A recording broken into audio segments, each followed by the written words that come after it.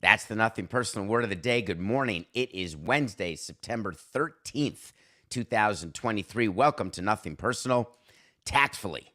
That's what everyone is trying to be right now, though there are enough memes and TikTok videos of the Aaron Rodgers injury and of Aaron Rodgers' season highlights as a member of the New York Jets, of Aaron Rodgers' career as a New York Jet, that not many people are practicing the art of tact. But Robert Saleh, the coach of the Jets, is doing his best. They showed his face after Rodgers tore his Achilles, and they knew on the sideline immediately. Forget waiting till yesterday when it was announced that he officially tore his Achilles. When you're talking to your trainers, you know. It's not one of those things with Tommy John, oh, I'm not sure if it's the ligament is snapped. We have to go look at the MRI. When you have an Achilles, you can feel it rolled up. That's a problem. But you don't want to announce it. You want to wait. You want to confirm. I've been in those rooms. I've made those decisions. I totally agree. Once it was confirmed that Aaron Rodgers was done for the season publicly, they knew that they had to somehow rally the troops because it was game one of the season and they happened to win a game against Buffalo. So they could have had the GM, they could have the owner. They went with the coach. And they said, we think that Saleh should be the one to talk because we used to have our manager do a lot of the talking because they're in front of the media all the time. It's more commonplace. It's not as though something has happened out of the ordinary. It's just an update. When we had an injury for a player, sometimes we'd have the manager give the news. Other times we would have the general manager give the news, and once in a while, I would speak on the subject. It depended on the player and the scope of injury. An injury to Aaron Rodgers is not your standard run-of-the-mill quadricep bruise, deep thigh bruise.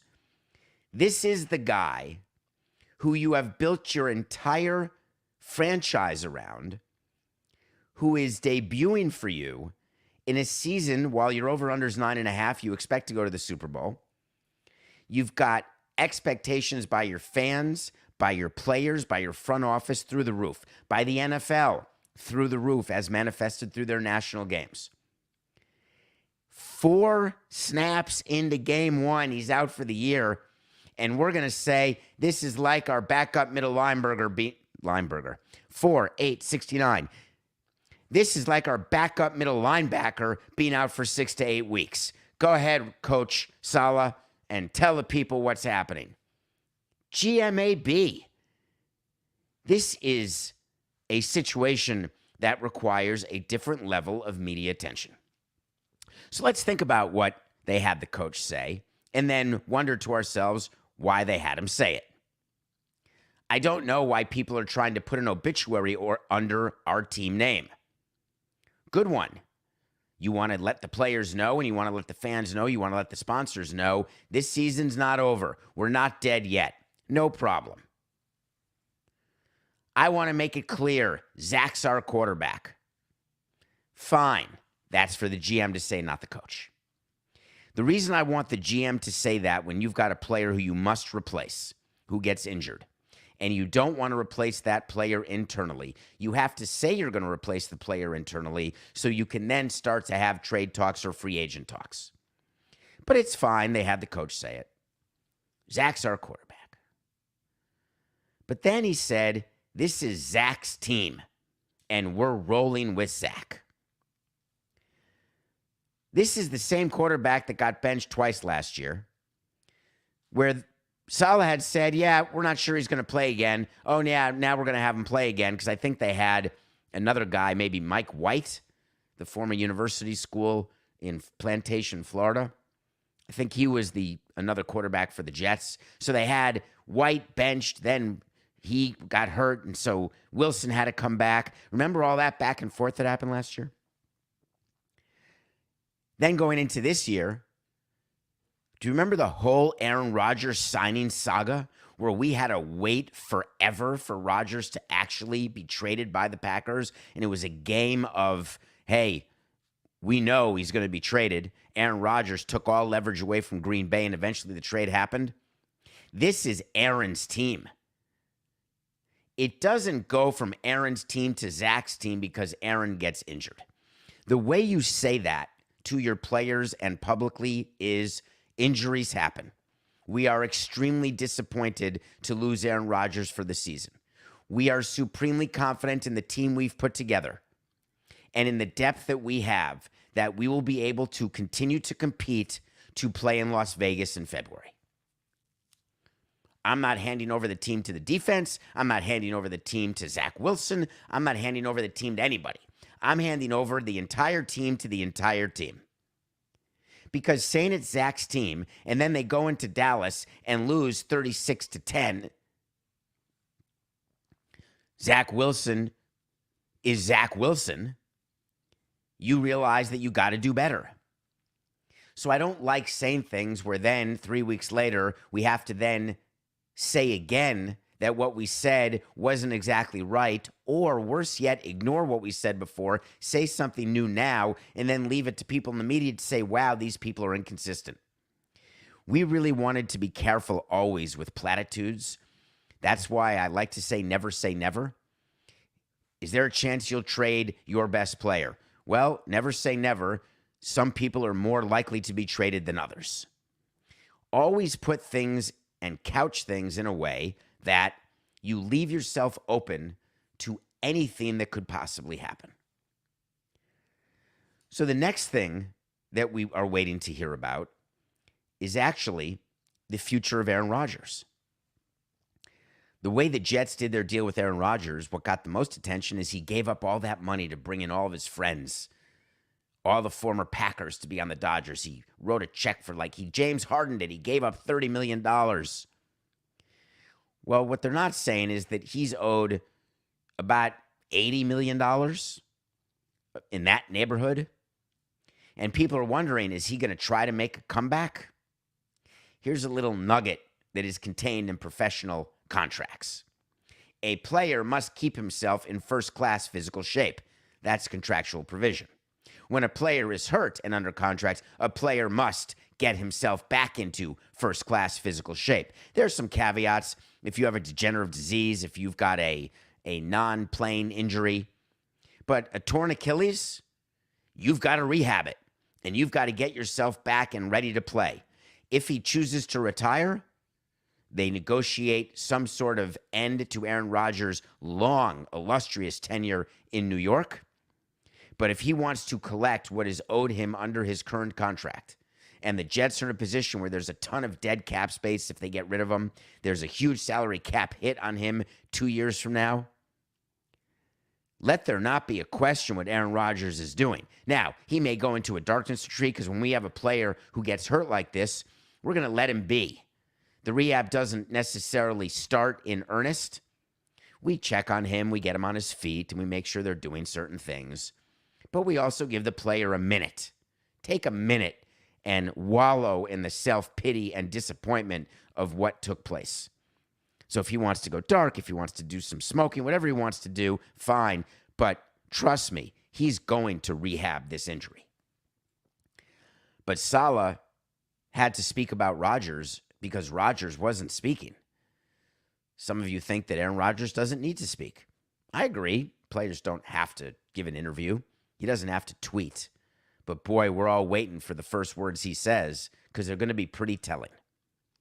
So what Saleh said is, when asked whether or not he is going to return, he said, I didn't get into the future of what he's expecting or what he's thinking. I think that's a conversation tactfully left for another day.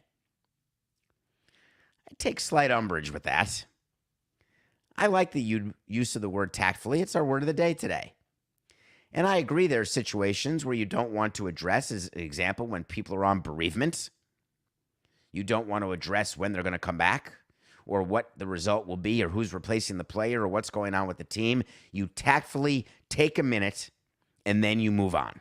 You take a minute to address something terrible that's happened, and then you move on because there are questions that need to be answered and games that need to be played. What he's saying is the conversation about his future is left for another day. That's not tactfully, that's factually. He misspoke. It's factually left for another day because as Robert Saleh was meeting the media, he didn't have the first clue what Aaron Rodgers' future was going to be. I just don't think you need to say tactfully. It is so important to watch what you say, watch what you do, because covering your tracks this day and age with social media, with everything on tape, much easier to cover your tracks when people, it was like rolling tape. Hey, was that ever on tape? No, I think he said it to me, but I may have written it down wrong. Everyone's got everything that anyone says. And you've got to be super careful. One of the most important relationships that I had in the front office was with our human resources director. And the reason that's such an important relationship as team president is when you are firing people, you need to get your ducks in a row. We used outside counsel. We had several outside counsel who were involved in our HR issues. And the reason why you have HR counsel is that no matter how badly you want to fire somebody or not renew their contract, you have to clear it with counsel. Then you do a plan with your human resources department. Then you meet with the person and let them go. The reason why you have to go through those steps is that you do not want to open yourself up to a lawsuit. Because what a lawsuit means for wrongful termination is that you're going to have to pay. What we tried to always do in the front office over those 18 years was anytime someone was fired, we demanded they signed a separation agreement. Part of the separation agreement was you're going to get some severance. The other part is you're never going to sue us. And once you sign that agreement, sayonara. We cut you a check, and then you leave. Now, we wouldn't always cut the same severance check, because if someone refused to sign the separation agreement, then you're not going to get the level of severance that you get when you sign the separation agreement. It's the same sort of thing we used to do with players, young players, who would not sign a contract in their first 3 years in the big leagues. We get to set their pay, and they have to agree to it. And if they don't agree to it, it doesn't matter. They still get the same level of pay because they haven't earned the right to go to arbitration. But if they didn't agree to it, we had to do something called renewing a player's contract. And we would always renew the player's contract at an amount below what our last offer was to those players with 0 to 3 years experience, because we wanted to have no players renew. There's a lawsuit that was filed against the NFL yesterday by a former member of NFL media named Jim Trotter. You may remember the name Jim Trotter because he is the black man who would stand at a press conference and speak to the white Roger Goodell and say, "Excuse me, why is there so little diversity in the NFL?" And every year he would ask about this. Why is there so little diversity in our press room, in our league, on our sidelines? There was an uncomfortable exchange last year around the Super Bowl where Jim Trotter asked very important, very good questions. And on this show, it is my recollection that I said how bizarre that Roger Goodell was not prepped to answer these questions. Whenever a commissioner meets the media, you have a Q&A ready. Whenever I met the media, I had a Q&A prepared, so I would look and I would make sure that I understood what talking points, what message I was trying to get out, how I would address certain issues. Jim Trotter's contract ran out, and he was not renewed. And yesterday, word came of a lawsuit that he filed against the NFL seeking damages for wrongful termination. He hired the same lawyers as Brian Flores in his lawsuit against the NFL. The reason why the Jim Trotter lawsuit is so much more important and such a bigger problem for the NFL is what Trotter is alleging is that certain owners said certain things that led to or perpetuated or even promulgated the racist culture around the NFL, which leads to the lack of diversity in all things NFL. He's claiming that Jerry Jones said if blacks feel some kind of way, they should buy their own team and hire who they want to hire. Jerry Jones had to respond to that by saying diversity and inclusion are extremely important to me personally and to the NFL. The representation made by Jim Trotter of a conversation that occurred over 3 years ago with myself and our VP of player personnel is simply not accurate. Jerry Jones finds himself in trouble often and comes out and says things where it's he said, she said, because there's no video evidence that he actually said it. Jim Trotter knows this. Jim Trotter putting Jerry Jones into the complaint with his, quote, his lawyers doing that, and Jim Trotter agreeing to do that, that is going to be highly combustible. That is going to cause a response from the NFL, which is exactly what you want in a litigation. If you can get the person you are suing to speak publicly about the lawsuit, then you've got something that you can use as impeachment evidence when you get that person on the stand. There is no reason for Jerry Jones or for anyone who gets sued to ever say one word publicly about the lawsuit, except when you are an NFL owner and someone is impugning your raison d'etre, saying that you are not a good guy, saying that you are racist, saying that you said something. You cannot wait, even though the lawyers for the NFL should be telling Jerry Jones to wait. They knew they couldn't have him wait. You can't have that hanging over. It's no problem what Brian Flores alleged. The NFL has no problem having it hang out there that it's a sham, the Rooney Rule is a sham, and that minority coaches don't get second chances, and all the other things that Brian Flores is correctly alleging. No problem. But a specific statement by an owner with as much power as Jerry Jones, and frankly, any owner, they're not going to let stand. Trotter's lawsuit also alleges that the owner of the Bills said if black players don't like it here, they should go back to Africa and see how bad it is. That caused Pegula to make a statement. The statement attributed to me in Mr. Trotter's complaint is absolutely false. I am horrified that anyone would connect me to an allegation of this kind. And then, of course, the statement from page 1. Racism has no place in our society, and I'm personally disgusted that my name is associated with this complaint. Where does that come from? Would lawyers ever take on a case and file a motion or file a complaint or put in a lawsuit a statement made by an individual attributed to that individual and have it completely made up? God, do I not want to believe that's true. What an absolute nightmare for our legal profession if that's what lawyers do. That they take what their client says as, oh, I guess that happened, let's put it in the lawsuit. Wait a minute. That is our legal system. That is what half of the lawsuits are against big companies or when people feel they've been wronged. They go to a lawyer and they say to the lawyer, here's what happened. Here's what someone said to me. I'm aggrieved. I need money.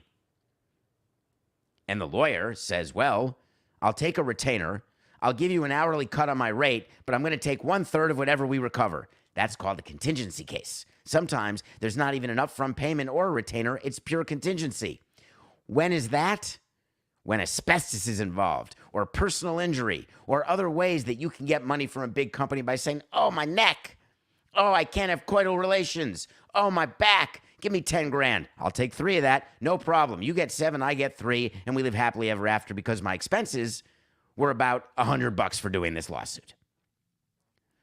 But this lawsuit against the NFL, if it goes all the way, May, we're talking millions of dollars of legal fees. But this lawsuit will not go all the way, just like the Brian Flores lawsuit will not go all the way. It is way too costly and way too infrequent for lawsuits of this type to go all the way. Settlements happen when leagues believe, or people believe, or companies believe that the math says settle for X because going all the way is X plus Y with the chance that the judgment could be more than the original X anyway. Well, I don't want to admit that we're racist. I don't want to admit that we fired him for asking me questions that he shouldn't have asked. Well, Roger, sitting in a meeting yesterday, reading that lawsuit, talking to his lieutenants, they know exactly why they fired Jim Trotter and didn't have his contract renewed. The NFL had to release a statement saying, we take his concerns seriously, but strongly dispute his specific allegations. That's such a great statement by the NFL. They have to take it seriously, or their constituents are going to be angry that they don't take racism seriously and wrongful termination. But our owners aren't racist. Don't be ridiculous. Then the NFL said any decisions made not to renew Jim Trotter's contract were driven by budget constraints. That's my favorite excuse. Everything I did, I would always say, that's budget constraints. We're eliminating the position. Do you know if you say you're eliminating a position, you can get away with firing anybody you want? That is the go-to from a lawyer to tell a company the easiest way to fire this person, if it's a woman, if it's a person of color, is to say, hey, just say the position is gone. And then they cannot allege that there's any sort of racism involved. This is the law. There are ways to change the law, but you're going to have to contact your local representatives. So the NFL is in a position right now where they have to argue against something that they know they did. Do you think for 1 second there was not a conversation at the upper levels of the NFL saying, we pay this guy every 2 weeks and he's going to make me look bad? See you later. And if it were a white reporter who had said these things and questioned Roger Goodell, he would have been fired, not renewed. The fact that Jim Trotter is a black reporter and he was fired and not renewed, is it his color that matters? It is his actions. NFL media is not independent. MLB.com, MLB Network, they're not independent. I don't care if you're red, orange, black, white, brown. I don't care. Man, woman, non-binary, it doesn't matter.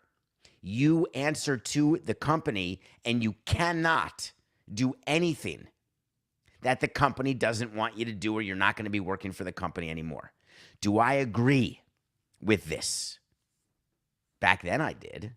Now I totally understand why it's terrible to have that absolute lack of transparency.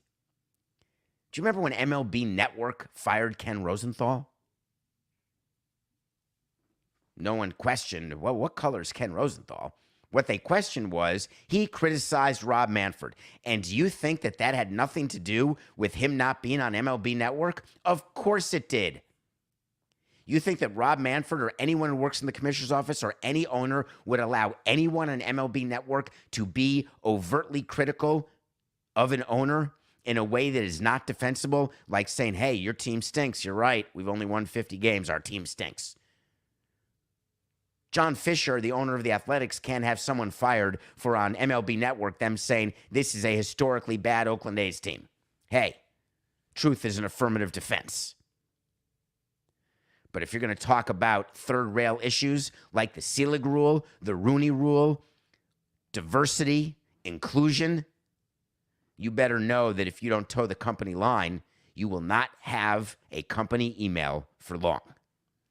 So the way this lawsuit will end is with a settlement. It will be impossible for Trotter to prove that it was not budget constraints. It will be impossible for the NFL to ever prove to anybody that it was anything other than firing him for his criticism of Goodell. And when impossibility like that exists on both sides, that's when settlement happens. All right, when we come back, I'm going to review a movie that I watched. And then I have a question that one of you asked me, and I'm so happy you did because I was not up to date on this subject. We're going to do a hockey segment, and we're going to do a segment about a team in Columbus. Hell yeah, we love you, Ohio. We'll be right back.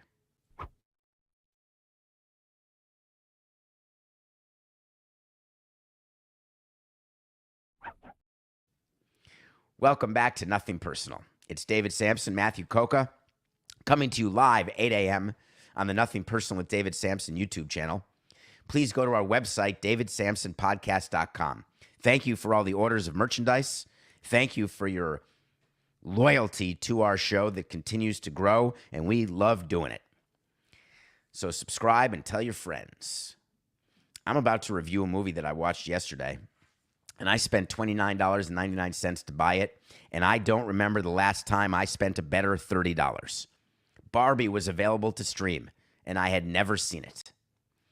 You know me, probably better than maybe you thought you ever would, or than I ever thought people should. I don't read reviews before I see a movie. I didn't know what Barbie was about. I thought that it was a doll movie. I didn't know whether it was live action or there was some animation or if it was a satire. I didn't know anything. But I did know that I had to see it. So it's available for purchase and rent at a high price on Apple TV. But I wanted to pay it because I didn't want to go to a theater to see it, but I did want to see it. Barbie is in the top 5 of any movie I've seen this year. The script deserves to be nominated for screenplay. Greta Gerwig deserves to be nominated for Best Director. Margot Robbie deserves to be nominated for Best Actress. Best Score. Best Song. Ryan Gosling was outstanding. And I have my next New Year's resolution, Coca. Apparently, you can look like Ryan Gosling with a 9-minute workout every day. 9 minutes. I got 9 minutes to spare. So what you don't see right now, if you're not watching the show, is I'm sitting in a glove chair, but I'm really in the plank position. And I've been in it for 27 straight minutes. I've got some abs going, baby. No, I don't. I do not have a one-pack. Barbie is about a movie where there is a world where women are men. And I don't mean transgender. I don't mean in a sexual way. I mean in the way they interpret and basically engage with the world. Barbie Land is a place where women rule. There is a monologue by American Ferrara in Barbie that is one of the best monologues I've seen in a movie in a very long time, which gives an example to people about what it is to be a woman, what it is to be a working woman, what it is to be a mom who works, a mom who doesn't work. All of the things that attempt to be captured in certain movies with certain scripts in certain scenes. Greta Gerwig and Barbie captures it in the most significantly meaningful way that I've seen on camera in a very long time. My suggestion to you is that if you've seen Barbie, see it again. I'm going to do something that I rarely do. In 1977, when Grease came out, I went to see Grease 2 nights in a row. I was so in love with Olivia Newton-John. I love the music so much. I'm singing Summer Lovin'. And I saw it night 2 with my step-aunt. Terry, I think your husband listens to this show, not you. But Terry Stearns took me to Grease when it came out when I was 9 or 10 years old. I don't usually watch movies 2 days in a row. I'm watching Barbie tonight. That's how good it was. All right. Coca, play some music, please. You know what I want? I want to talk to Samson. So you want to talk to Samson. This came via DM on Twitter at David P. Samson. Sometimes it comes through davidsamsonpodcast.com. WTF is going on in Columbus, exclamation point. New head coach is already in some turmoil, and there's this statement, question mark? Well, thank you for that, DM. I wish you had just said, hey, David, how are you? How's your day? But I appreciate that you took the time to contact me. And I must tell you that when you sent me that, to show you that I do look at as many DMs and emails as possible during the course of a normal 21-hour day, I had not heard of this. I was not able to tell you who the coach was. of the Columbus Blue Jackets. I was able to say what the nickname was of the team, but I didn't really know that Mike Babcock was the coach. I didn't know that Boone Jenner was the captain. I didn't know that Mike Babcock hadn't coached since he was in Toronto in 2019 and he got fired. I didn't realize all of the issues that had surrounded Mike Babcock.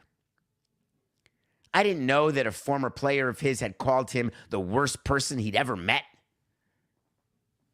And then I did some reading, because the first thing I saw was the statement where Mike Babcock said, while meeting with our players and staff, I asked them to share off their phones family pictures as part of the process of getting to know them better. There was absolutely nothing more to it than that. Except a former player went on a podcast. He's now a panelist on TNT. His name is Barbie.So You Wanna Talk. He went on a podcast, a Barstool podcast, and said that he found it to be totally, it's his podcast, excuse me. That made me cough and sneeze that I did not have that right. Thank you, Coca. Barbie.So You Wanna Talk has a podcast called Spittin' Chiclets. And on the podcast, he was talking about what was going on in Columbus and said that what the coach was doing was basically getting access to his players' phones and then airplaying, not airplane-ing, airplay-ing what's on the phone onto a screen in front of the team. So showing team members or other coaches photos in the camera roll of players. Mike Babcock is saying that that is a gross misrepresentation of what those meetings were, and it's extremely offensive. These meetings have been very important and beneficial, not only for me, but for our players and staff. And to have them depicted like this is irresponsible and inaccurate. What Mike Babcock is trying to tell you is that it's totally normal when you're getting to know someone to say, hey, give me your phone. And you're doing it to people over whom you have power. If you meet someone in a bar and say, hi, can I see your phone? They get to say, no thanks, see you later, drink in the face. When you hire someone to work for you, like a player is hired to work for a coach and a coach is hired to work for a president, I can't go to my manager and say, hey, show me your camera roll. I keep saying camera roll. I'm overexcited, and overexcitement generally leads to tears. 2:48:69. You cannot say to your player, or I cannot say to my manager, show me your camera roll. That's absolutely out of the realm of possibility, even under the umbrella of, I want to get to know you. If you want to get to know somebody, you talk to them, you meet with them, you break bread with them. Then if they volunteer, hey, do you want to see a picture of my kids? Here's a picture of the kids. How many of you, when someone gives you their camera to say, look at this photo, do you ever start scrolling in their camera roll? Of course you don't. You'd feel queasy. You're not allowed to. It's a total violation to scroll someone's camera roll when they're showing you one particular photo in their camera roll. I am not all that trustworthy. When I want to show someone a picture, either I'll text it to them or show them the picture, keeping the phone in my hand. Here, look at this photo. All right, that's enough. No scrolling for you. Next. Columbus had to do some serious PR management. They had their captain come up and say, I met with Babs. He asked me about my family, my wedding, hockey stuff. And then he asked if I had pictures of my family. And I was happy to share some with him. I thought it was a great first meeting and good way for us to start to build a relationship. This is blown out of proportion. That is outstanding that Columbus could go to their captain and get their captain to back up what the coach was saying, because there could have been a mutiny on the Bounty. If Boone Jenner or any other player had actually agreed with the Spitting Chiclets podcaster, this would have been it for Mike Babcock. He would have had to be let go. By having your captain come out in favor, and ostensibly other players as well, That's how Mike Babcock is saving his job, though I, as president of the Blue Jackets, am sitting in a meeting with him and saying, Mikey, we like it. We want you. However, we are all a victim of things we've done in the past. There is some noise around you, similar to the noise, different. Remember the coach? Who is the coach who was hired, Coca, in basketball, who had the problem with either abuse or a DUI, and I thought he wouldn't coach a game? Chauncey Billups. Is he the coach of Portland?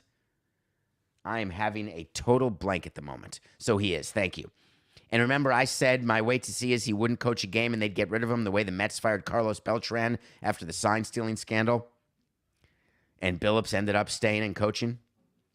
Babcock is going to stay and coach, but he got spoken to and was told very clearly, listen, you're going to have to take it down a notch, Chachi. You're going to have to make it so we are beyond reproach. We don't want anybody saying anything that's sort of weird and out of the ordinary. If you want to show pictures of other people's families to other people, you better make sure that it's them doing it. Call them to the front of the room. Have them airplay their own phone. We'll see what happens with that. But you're right. Thank you for that. So you want to talk Samson. That is some amount of turmoil. And the statement is the only way that Mike Babcock was able to keep his job. I'm not sure that I'm going to be able to keep my job with my picks of the day unless you've been fading me, because I am cold as ice. I think I was 121 and 117, and I am 3-11 in my last 14, which is absolutely horrific. God damn Max Scherzer. The Blue Jays did not beat the Rangers. We're 124 and 128. We have 3 weeks left. Today's the 13th. It's more than 3 weeks. 23, 33. Oh, no, it's 3 weeks. 30 days, hat September, April, 30 days. I'd say 30 days, hats September. It's actually 30 days, half September, I think. Someone will correct me on at David P. Samson, I'm sure. 30 days, half September, April, June, and November. All the rest have 31 except February, which has 28 and 29 every 4 years. So September has 30. Today's the 13th. 3 minus 13 is 17. So that's 18 plus 3 of October because it starts October 3rd. That's 21. 3 weeks from today. What a race we have. The AL West is absolutely insane. It is half. Thank you. Coca's on it today. He is on it. Please watch the AL West. There's 3 teams. One of them is going to win the division, looking like Houston. One of them is going to make the playoffs. Could be either Seattle or Texas. One of them may not make it if Toronto does. That's why the Jays-Ranger games, these are important. And Scherzer may be hurt. He was taken out of the game with a tricep issue. Uh-oh. That's not Tommy John, but it ain't great. Verlander for Houston couldn't get a win. Are Mets fans happy? I'm just curious. Are Mets fans at all okay with the fact that Scherzer and Verlander were traded? Are you not understanding at all the importance of knowing when you're not going to get it done and being willing to start over? And the importance of getting someone to help you start over? The New York Mets announced yesterday, through a source, so it's not official, that David Stearns is coming to New York. Hallelujah, hallelujah, hallelujah, hallelujah. Steve Cohen did a press conference where he said, we're waiting for the right guy. If we have to wait years, days, weeks, months, centuries, scores, doesn't matter, because we're going to bring in someone. Sorry, Billy Epler, you're going to keep your job, but you're going to now be reporting to someone other than me because I don't want to take your calls no more. I shouldn't use bad grammar in English. I don't want to take your calls anymore. David Stearns, New Yorker, rumored to maybe be going to Houston. Wonder where that came out because his wife is from Houston. Maybe that was part of the negotiation with Steve Cohen. I'm a free agent. I may want to run the Houston Astros because everyone really wants to work for Jim Crane. David Stearns, in a total surprise, is now the president of baseball operations for the Mets. And that's it. There's nothing more to say. Your problems are over, Steve. I think you should pay him more than Andrew Friedman. Pay him, people are rumored, $15 million a year for 5 years. Great.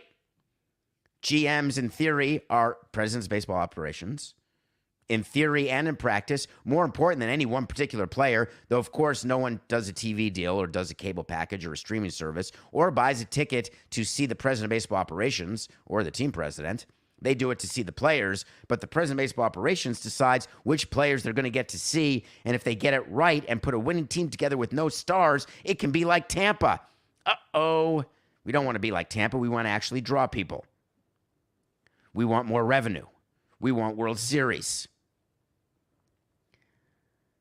David Stearns is not going to be the difference maker. It's Steve Cohen.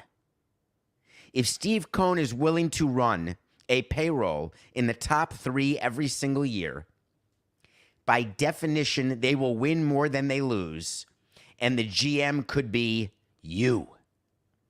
And I am not saying that it is not an important job and that there are not qualifications needed to do it, because being the president of baseball operations requires great business acumen. It is a huge business you're running. But in terms of the correlation between sustained competitiveness and payroll, that is a far greater correlation than sustained competitiveness and the brilliance of your president of baseball operations. There are examples away from the standard deviation. The Tampa Bay Rays are a great example, where they have found a way to have sustained competitiveness with low payrolls. But the majority within the bell curve is that if your payroll is high, you're going to win. Unless your name is A.J. Preller. So congratulations to the Mets. I'm slightly disappointed in that 2 years ago, on October 14th, 2022, I had a wait to see. Wait to see is when I tell you something's going to happen, and sometimes it does, and sometimes it doesn't. But either way, we keep track, and either way, I will acknowledge when I get something wrong. I have thought for all of these years that Steve Cohen would give Theo Epstein a piece of the team, and he would become the new president of baseball operations.